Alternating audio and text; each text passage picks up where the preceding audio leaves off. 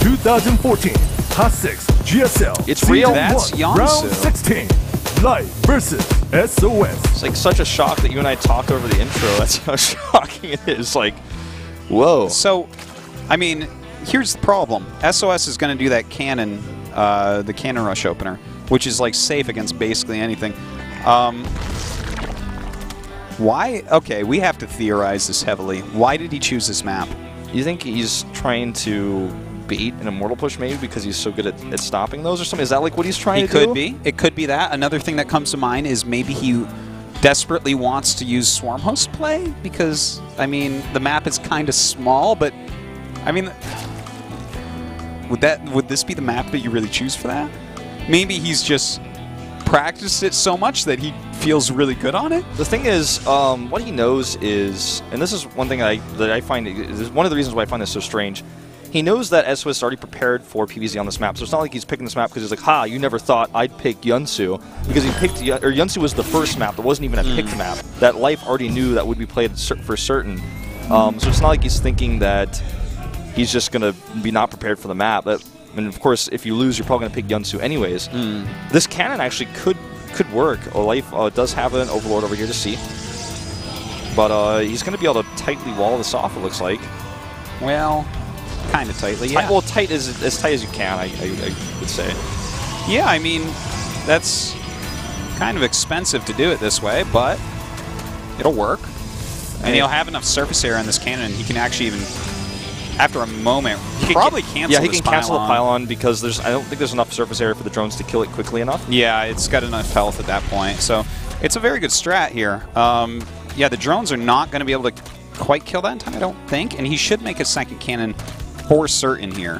He's going to wall the drones in, actually. Oh, that's hilarious. Yeah, there's the second. And actually, those are both pylons he's going to make here.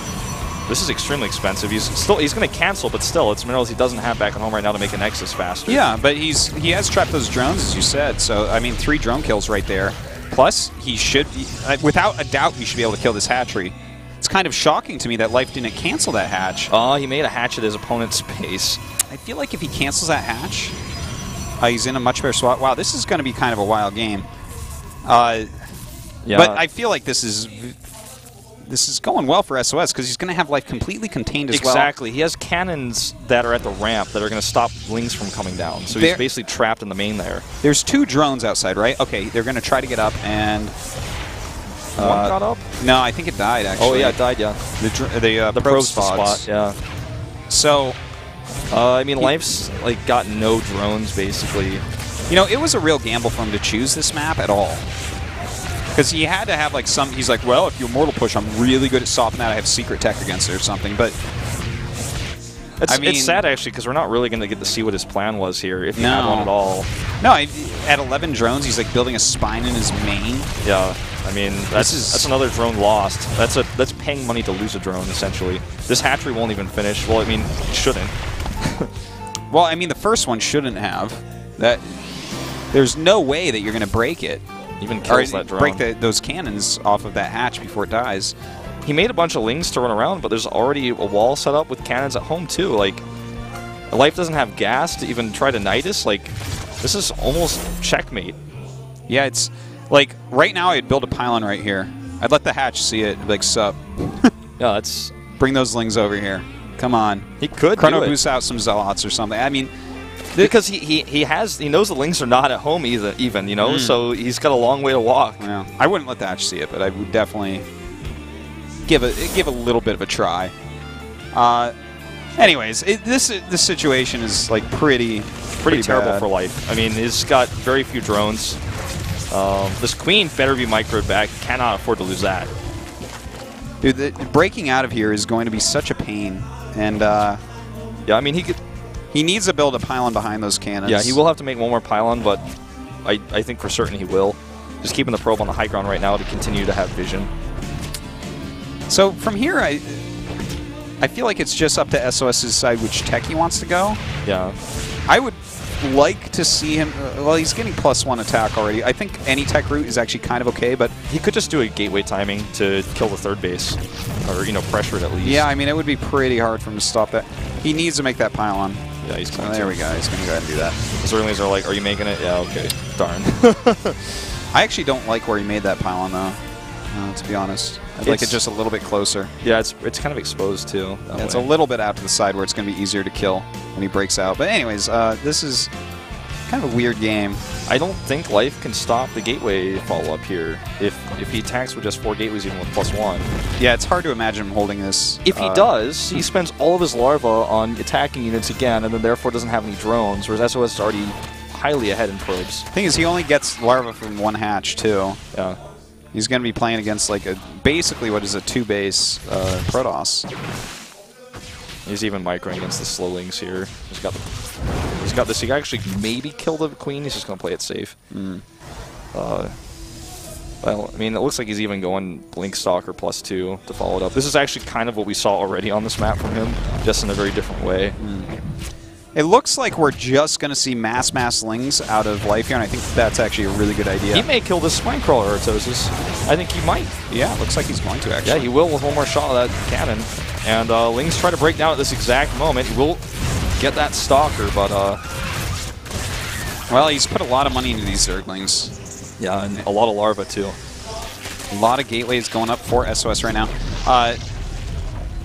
So, as I was going to say, I feel like Lings is the right choice here for Life. If you try to go into Roaches from here, I don't know. I really don't like the idea, especially against a +2 blink play. Yeah. You may as well just mass up Lings and see what you can get done. Oh, those Force Fields trap so many of those earlies on the left side. Yeah. And he's got 2 cannons here, again, just like he made against Curious on this map. Yeah, those were, this time, a little bit different, just to make sure that hatchery and his natural didn't get to do anything. Yeah. But it's just ironic that they're like, you know, the same situation occurs here. It's quite true. And you know what I really like is it shows that in all sorts of situations, he will build more cannons than other Protosses. Yeah. Because he realizes the cannon is a pretty good defensive thing. Yeah, it's quite valuable to have that. It does cost you a little bit. When you've already forced your opponent's hatchery down, though, then you're in a pretty good spot. Adds robotics as well, I guess, for vision.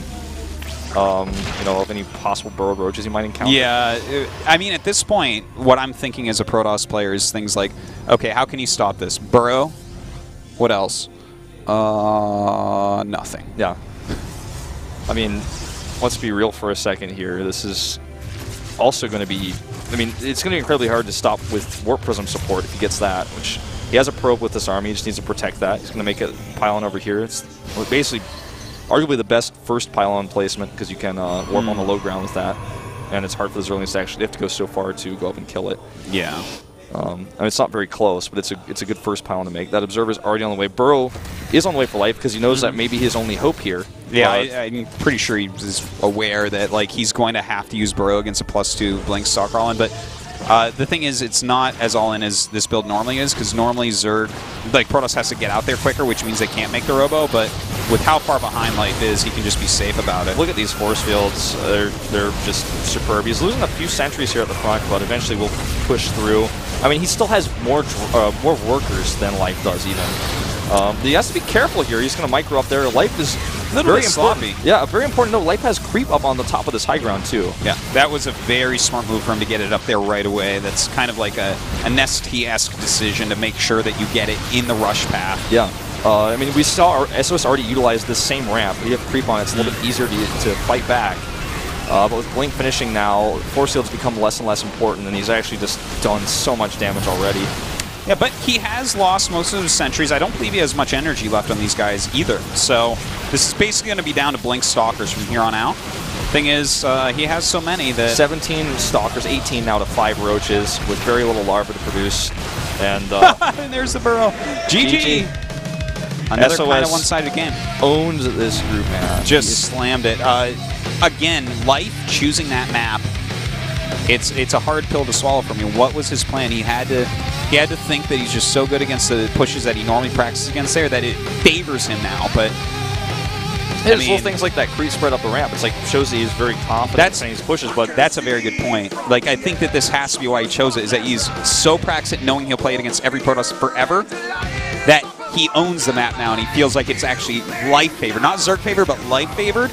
And that really shows with that creep spread. Because, like, I remember back when Immortal pushes were so good and Daybreak was the map, Nesty started throwing his creep up at the third base and nowhere else, just pushing it out. And that's kind of like what we just saw there from Life. I feel like it's really sad that we didn't get to see a more normal game there, because I was really curious to see what Life had to offer. Look at the upside. We get to watch a ton of ZVZs now. Yeah, that's very true. I know a lot of people are very excited about this. Indeed, no doubt about it.